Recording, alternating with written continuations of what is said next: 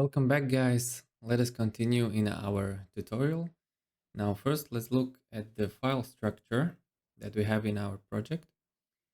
Um, the most important folder is the app folder, and this contains our whole app and mainly the app component, which, if you imagine a component hierarchy, the app component is right at the top, and everything that we build is going to be under the app component or inside. So there is also some config. We don't need to worry about that at this time. This app component, as you can see, has the HTML, CSS, and TypeScript files. There's also the spec, which is for testing. This is where you would put your tests.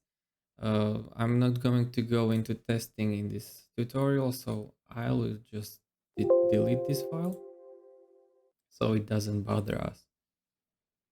Besides our application files, which are related to Angular, we also have the index.html file.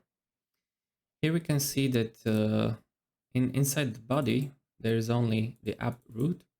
And this is where the whole app is basically generated.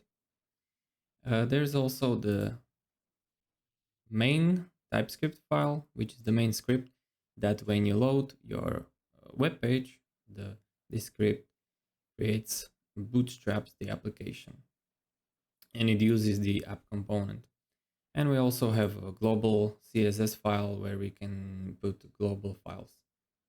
Now, since Angular creates a single page application, there is only one HTML file inside which all the content is generated, and when you even change different routes, there's all the time it's just using one HTML, only the content is that changes.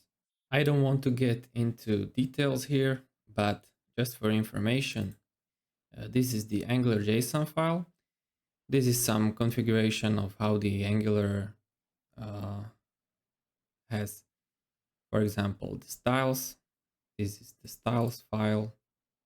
It's just Angular configuration. You see this prefix app.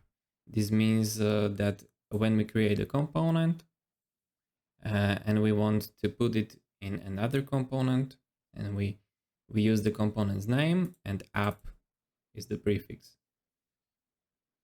Then we have the package JSON, which is basically the dependencies. This is related to the Node package manager. And we can see that we have Angular 18, core libraries, and this is the version. And we can also see the scripts that we are actually using. For example, the ng serve, which serves the application.